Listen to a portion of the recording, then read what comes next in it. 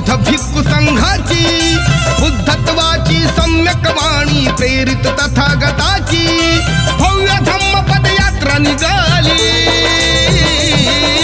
भव्य धम्म पदयात्रा निघाली मानवतेच्या धामी।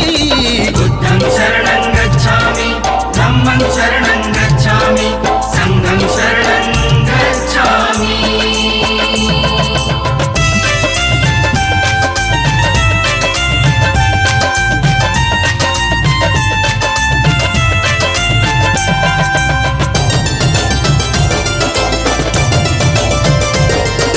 परभणी ते चैत्यभूमीवर आगमन या संघाचे सिद्धार्थ हत्ती अंबिरे मुख्य आयोजक ज्याचे 110 या भंतेजींची धम्म चालना नामी भव्य धम्म पदयात्रा निघाली,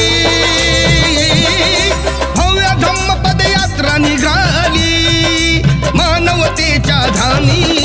बुद्धं शरणं गच्छामि, धम्मं शरणं गच्छामि, संघं शरणं गच्छामि।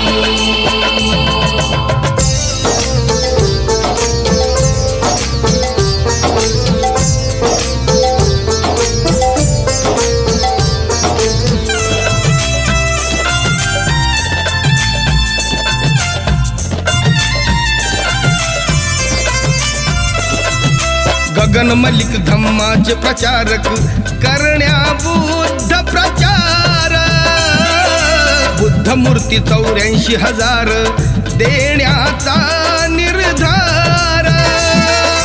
भारत आपला भावा बुद्धमय पण हा मंगलकामी भव्य धम्म पदयात्रा निघाली, भव्य धम्म पदयात्रा निघाली मानवतेच्या धामी। बुद्धं शरणं गच्छामि, धम्मं शरणं गच्छामि, संघं शरणं गच्छामि।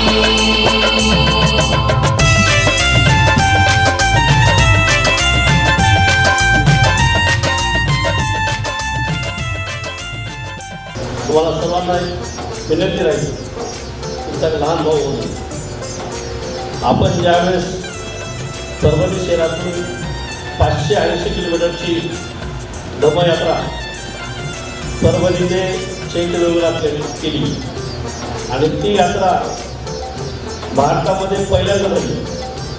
तिचं नाव त्या धम्मयात्रेचं बाबासाहेब आंबेडकरांनी त्यावेळेस आपल्याला धम्माची दिशा दिली आणि त्यांचं स्वप्न होतं भारत बौद्धमय करायचं।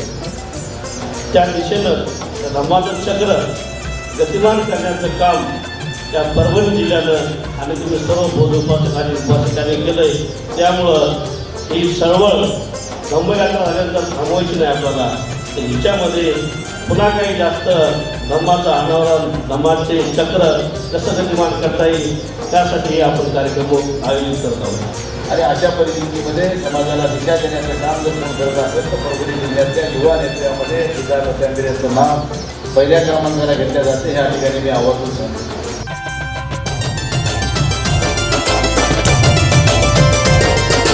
580 किलोमीटरचे अंतर ते चालूनी महासूर्याच्या चैत्यभूमीवर नतमस्तक होऊनी बोधिसत्व या युगंधराला करूनी नमन सलामी भव्य धम्म पदयात्रा